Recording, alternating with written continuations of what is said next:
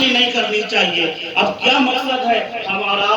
گھر میں ذرا سی بات ہوئی فوراً موت کو طلب کرنے لگتے ہیں، اللہ ہمیں موت دے دے، اس سے تو بہتر موت تھی، اس سے تو اچھا ہمیں موت ہی آ جاتی۔ ہرگز ایسے جملے نہ لائیں۔ اللہ کے رسول نے فرمایا لذتوں کو توڑنے والی موت کو کثرت سے یاد کرو۔ مطلب کیا ہے؟ مقصد کیا ہے؟ حضور فرماتے ہیں اے میرے امتیوں، جب تم عیش و عشرت میں پڑھنے لگو تو موت کے منظر کو یاد کر لو، قبر کی ہولناکیوں کو یاد کر لو، دوزخ کے ایندھن کو یاد کر لو۔ تم گناہوں سے بچ جاؤ گے، تم عیش پرستی سے بچ جاؤ گے، تم دنیا کی عیش و عشرت سے بچ جاؤ گے اور اللہ کے قرب میں چلے جاؤ گے، اللہ کی رحمت میں چلے جاؤ گے، اللہ کی رحمت میں چلے جاؤ گے، اس کے عذاب سے بچ جاؤ گے۔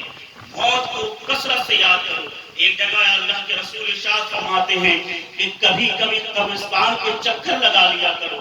جب قبرستان جاؤ گے وہاں دیکھو گے کہ کیسے کیسے رستم زمانہ، کیسے کیسے وقت کے نام پر پہلوان، کیسے کیسے اپنے وقت کے تاج شاہی سر پر سجانے والے لوگ آج زمین کے نیچے سپرد خاک ہیں۔ ان کے جسم کے اوپر منو مٹی پڑی ہوئی ہے، جسم تو جسم ہے، ان کی ہڈیاں تک کے گل گئی ہیں، آج ان کا نام و نشان باقی نہیں رہا۔ جب یہ تصور ذہن میں آئے گا، جب یہ خیال ذہن میں آئے گا تو یقیناً انسان کچھ گناہ کرتے ہوئے 100 بار سوچے گا۔ لیکن افسوس کی بات ہے آج ہمارا معاشرہ، آج ہماری سوسائٹی اس قدر گر چکی ہے، آج ہم کسی کی میت پہ کھڑے ہوتے ہیں، بزنس کی ڈیل وہاں پہ ہو رہی ہے، قبرستان میں کھڑے ہوتے ہیں، اپنی موت کو بھلا کر ہم وہاں پر کاروباری محفلیں جمائے بیٹھے ہوتے ہیں، ہم وہاں پہ ہنسی مذاق کر رہے ہوتے ہیں، ٹھٹے بازی کر رہے ہوتے ہیں۔ اپنی قسمت پر ماتم کرنا چاہیے کہ جو عبرت کی جگہ تھی ہم نے اسے بھی بزنس کی جگہ بنا کر رکھ دیا۔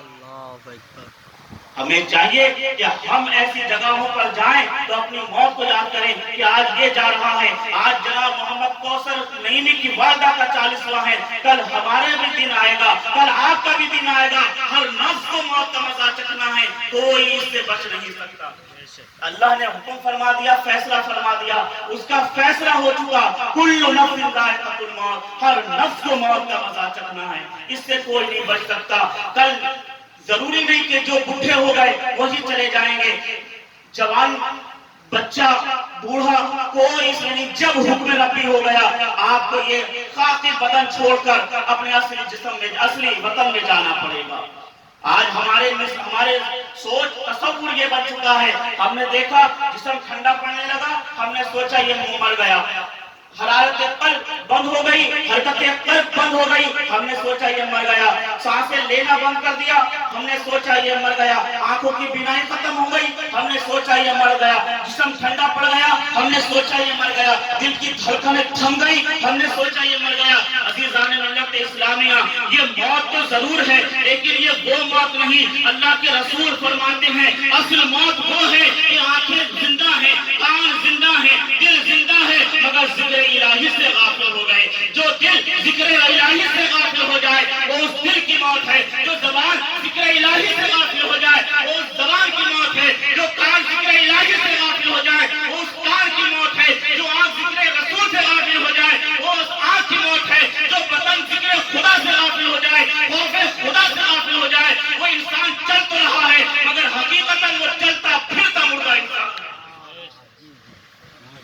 اسی لیے اگر آپ کو چاہیے کہ آپ اپنے اندر زندگی قائم رکھیں، آپ چاہتے ہیں کہ آپ کا دل دھڑکے تو اس دل کو دھڑکنا عشق مصطفیٰ میں سکھائیے۔ سبحان اللہ۔ آپ کی زبان میں تاثیر پیدا ہو تو یہ زبان ذکر رسول میں، ذکر خدا میں ہلائیے۔ آپ چاہتے ہیں کہ آپ کی آنکھیں بھی قیامت کے دن گواہی دیں آپ کے نیک اعمال کا، تو اپنی آنکھوں کو اچھے کاموں کی طرف صرف کیجیے، آپ کے کان اچھی باتوں سننے میں لگائیے، اپنے پورے جسم کو ذکر خدا میں لگا دیجیے، راہ خدا میں لگا دیجیے۔ یہ آپ کے آثار ہوں گے، آپ کی آنکھیں ہوں گی، آپ کے ہاتھ پاؤں کان یہی ہوں گے جو جنہیں آج آپ اپنا کہتے ہیں نا کہ ہمارے ہاتھ پہ چوٹ لگ گئی، ہماری انگلی پہ چوٹ لگ گئی، ہمارے کان پہ چوٹ لگ گئی، یہی ہاتھ کان پاؤں کل آپ کے خلاف گواہی دیں گے یا آپ کی طرف سے گواہی دیں گے۔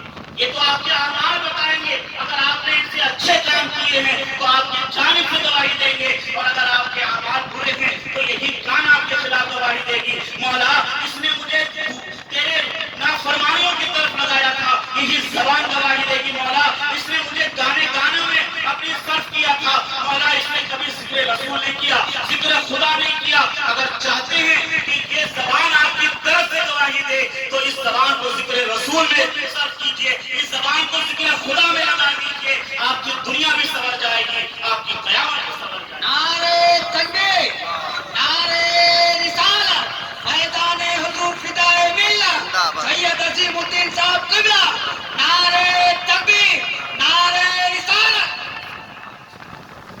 اپنے وقت کے بہت بڑے ولی جن کا ذکر آپ کے شجرہ نعیمیہ عالیہ قادریہ نعیمیہ میں ذکر ہوتا ہے، حضرت شبلی رضی اللہ تعالیٰ عنہ۔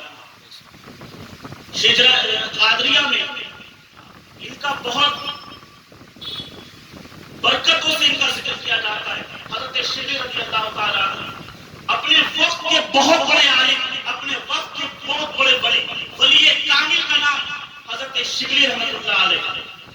آپ سے ملنے لوگ دور دراز سے آیا کرتے، آپ سے ملاقات کے لیے لوگ بے چین ہوا کرتے، آپ کے خانقاہ میں آپ کو ایک نظر دیکھنے کے لیے لوگ بے قرار رہتے۔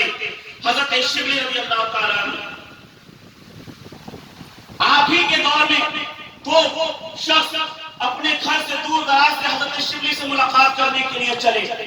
جب وہ اپنے گھر سے نکلے، راستے میں چلنے لگے، کچھ دور سفر طے کیا، راستے میں تھوڑی دیر کے لیے آرام کرنے کے لیے ٹھہرے، پیڑ کے نیچے بیٹھے ہوئے تھے۔ ان میں سے ایک کہنے لگا کہ یار ہم حضرت شبلی سے ملاقات کرنے جا رہے تھے، مگر افسوس تو جب ان کا انتقال ہو چکا ہے۔ دوسرے نے کہا تم سے کس نے کہا؟ کہا ابھی میں نے دیکھا ایک بلی یہاں پر باتیں کر رہی تھی، اس نے بتایا، اس نے خبر دی کہ آج حضرت شبلی کا انتقال ہو چکا ہے۔ وہ دونوں بڑے افسوس کرنے لگے کہ یار ہم تو ملاقات کرنے کے لیے جا رہے تھے، ہم تو سوچ رہے تھے کہ آج ولی کامل کے ہاتھ پر ہاتھ دے کر ان سے بیعت طلب کریں گے اور حضرت کی صحبت میں بیٹھ کر کچھ مستفید ہوں گے، لیکن چلو اب انتقال ہو چکا ہے، زیارت تو نہیں کر سکتے، چلو حضرت کے جنازے میں ہی شرکت کر لیں۔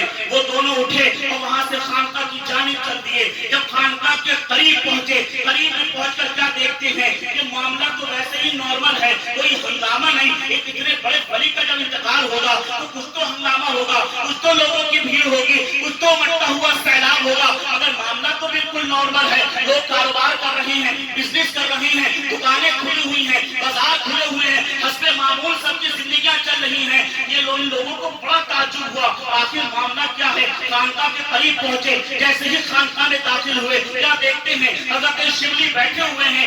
آپ کے چاروں طرف آپ کے مریدوں کا، چاہنے والوں کا، متقین کا آپ کے چاروں طرف جھرمٹ لگا ہوا ہے۔ یہ لوگ ششدار رہ گئے، حیرت میں پڑ گئے کہ یا اللہ ابھی تو تیری مخلوق سے ہم نے سنا، ابھی تو تیری مخلوق یہ اعلان کر رہی تھی کہ شبلی کا انتقال ہو چکا ہے، اگر وہاں خبر انتقال کی تھی تو یہاں حضرت زندہ کیسے بیٹھے ہوئے ہیں؟ لیکن ہمت نہیں تھی، کس سے پوچھتے، کیوں پوچھتے، کیا پوچھتے، خاموشی سے بیٹھ گئے۔ نگاہیں ولی جانتی تھی آنے والا کیا مقصد لے کر آ رہا ہے، سائل کے ذہن میں کیا سوال چل رہا ہے، دل میں کیا تراکم اٹھ رہا ہے۔ انہوں نے دیکھا حضرت شبلی نے دونوں کو آگے بلایا، آگے بلانے کے بعد آپ نے کہا بیٹھ جاؤ، دونوں بیٹھ گئے۔ کہا بھائی کیا معاملہ ہے، کیا بات ہے، کیوں پریشان لگ رہے ہو، چہرے کی ہوائیاں کیوں نہیں ہوئی ہیں، ششدر کیوں ہو، حیرت زدہ کیوں ہو، کیا وجہ ہے، یہ مجھ سے کچھ بات تو کرو۔ وہ دونوں کہنے لگے حضور گستاخی معاف ہو، ابھی ہم آ رہے تھے آپ کی زیارت کی طرف سے، گھر سے نکلے، آپ کی ملاقات کے گھر سے نکلے تھے،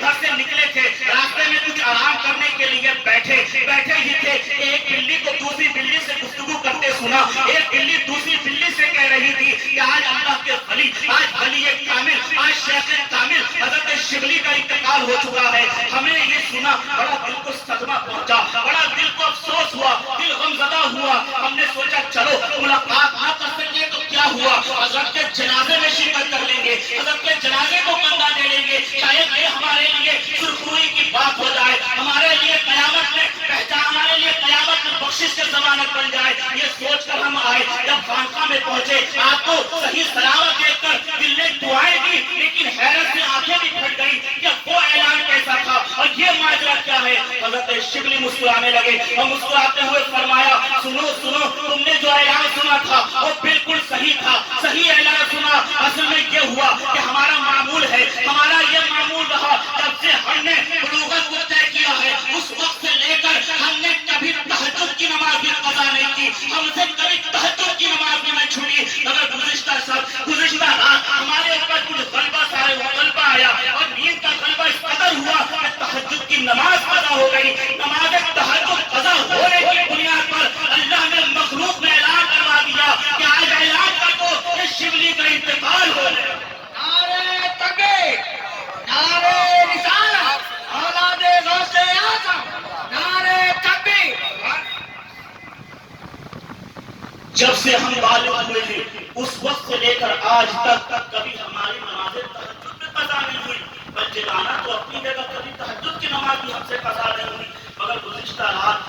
اس نیند کا غلبہ اس قدر بڑھا کہ ہم حضور کی عالم میں ہم سے نماز تہجد قضا ہو گئی، تو اللہ نے اپنی مخلوق میں ہماری موت کا اعلان کر دیا اور اس کے بعد سارو قطار ہونے لگے۔ عزیزان ملت اسلامیہ، اولیاء کاملین کے واقعات ہم سنتے ہیں، یہ واقعات صرف سننے کے لیے نہیں کہ آپ نے سنا اور سن کر آپ نے نکال دیا، اس پر عمل بھی کرنا چاہیے۔ ایک ولی کامل، ایک اللہ کا ولی اگر اس کی تہجد کی نماز قضا ہو جائے تو موت کا اعلان ہو جاتا ہے۔ اب آپ اپنے دل پر ہاتھ رکھ کر سوچیں، اپنے دلوں پر ہاتھ رکھیں اور غور کریں، آپ کی ظہر قضا، آپ کی فجر قضا، عصر قضا، مغرب قضا، عشاء قضا، اللہ اکبر۔ ایسے بھی لوگ ہیں جن کی جمعے کی نماز بھی قضا، جمعہ بھی نہیں پڑھتے، ایسے بھی لوگ ہیں جو عیدین بھی نہیں پڑھتے۔ اب ذرا دل پر ہاتھ رکھ کر سوچیں کہ وہ زندہ ہیں یا وہ چلتے وہ زندہ ہیں یا ان کی موت کا اعلان ہو رہا ہے، ان کی موت کا ڈنکا بج رہا ہے۔ عزیزان ملت اسلامیہ، ہمیں چاہیے کہ ہم اپنے آپ کو اللہ کی راہ میں اس طرح ڈال دیں کہ جب سر جھکائیں اللہ کے آگے سب جھکائیں، مسجدوں میں ہم اپنے سر کو جھکائیں، ہمارے قسمتوں کا ستارہ بلند ہوتا۔ سبحان اللہ، سبحان اللہ۔ اسی لیے واعظ و نصیحت سنیں، میراث شریف میں آئیں، میراث شریف کی برکتیں ملیں اور ساتھ میں اپنے دامنوں کو سمیٹ کر بھی جائیں۔ وہ جو کہا جاتا اس پر عمل بھی کریں۔ آج سے یہ طے کر لیں، پکا ارادہ کر لیں کہ آج سے انشاءاللہ ہم نماز قضا نہیں کریں گے، ہم پابندی کے ساتھ پنجگانہ نماز پڑھیں گے۔ اللہ ہماری جو غلطیاں جو ہم سے نماز قضا ہو گئی اللہ اسے معاف فرمائے، اور جو قضا ہو گئی امام صاحب سے مل کر، اپنے پڑوسی اپنے قریبی عالم دین سے مل کر ان سے پوچھیں، قضا نماز کا طریقہ پتہ کریں اور ان قضا نمازوں کو ادا کریں اور پابندی کے ساتھ نماز پنجگانہ ادا کریں۔ انشاءاللہ تعالیٰ آپ دیکھیں گے کہ آپ کی دنیا میں کس طرح اللہ دنیا میں آپ کو کس طرح عزتیں بخشتا ہے، اور قیامت میں تو عزتیں آپ ہی کے لیے۔ شرط یہ ہے کہ اپنے آپ کو شریعت کے مطابق ڈال دیں، اپنے آپ کو شریعت کے مطابق ڈال دیں۔ حضرات محترم، ہم اور آپ، میں یہ کئی جگہ یہ بات کہہ چکا ہوں کہ ہم یہ نعرہ لگاتے ہیں کہ حضور غوث اعظم کا دامن نہیں چھوڑیں گے، ہم نعرہ لگاتے ہیں خواجہ غریب نواز کا دامن نہیں چھوڑیں گے، ہم نعرہ لگاتے ہیں حضور صدر اللہ فاضل کا دامن نہیں چھوڑیں گے، ہم نعرہ لگاتے ہیں حضور فدائے ملت کا دامن نہیں چھوڑیں گے، اعلیٰ حضرت کا دامن نہیں چھوڑیں گے۔ عزیزان ملت اسلامیہ، دامن مت چھوڑیے، اچھی بات ہے، لیکن دامن سے زیادہ یہ نعرہ لگائیے کہ ہم ان کا کریکٹر بھی نہیں چھوڑیں گے، یہ نعرہ لگائیے ہم غوث اعظم کا اخلاق بھی نہیں چھوڑیں گے، یہ نعرہ لگائیے ہم غریب نواز کا حسن اخلاق بھی نہیں چھوڑیں گے، یہ نعرہ لگائیے ہم صدر اللہ فاضل کا کریکٹر بھی نہیں چھوڑیں گے، ہم اعلیٰ حضرت کا کریکٹر بھی نہیں چھوڑیں گے۔ نعرے تکبیر، نعرے رسالت، فیضان حضور فدائے ملت، نعرے تکبیر۔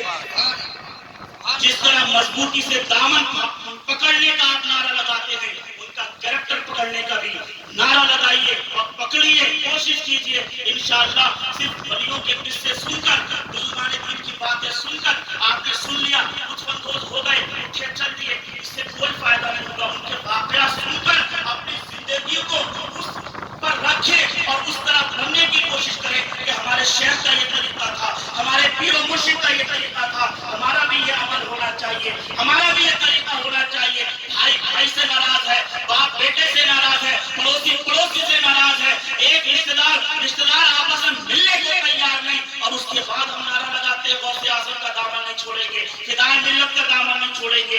آپ نے دامن صحیح سے پکڑا ہی نہیں، اگر صحیح سے پکڑا ہوتا یہ کہنے کی ضرورت نہیں تھی۔ سرکار فدائے ملت کی زندگی آپ کی نظروں کے سامنے ہے، آج اپنے تو اپنے دشمن بھی یہ کہنے پر مجبور ہیں کہ حضور فدائے ملت سب سے زیادہ ہم سے محبت کرتے تھے۔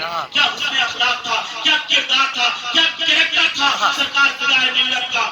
آپ کو بھی چاہیے، مریدوں کو یہ نصیحت ہے، آپ کو بھی یہ چاہیے کہ آپ اپنے پیر و مرشد کی زندگی اپنی نگاہوں کے سامنے رکھیں، توبہ کریں اللہ کے حضور، اور تمام کینہ، تمام بری چیزیں اپنے سینوں سے نکال کر پھینکے، اپنے سینوں سے نکال کر پھینکے اور شریعت کے پابند ہو جائے، نمازوں کی پابندیاں کرے۔ انشاءاللہ قیامت میں بھی آپ کو سرخروئی ملے گی اور دنیا میں تو سرخروئی آپ ہی کے لیے ہے۔ اللہ تعالیٰ ہم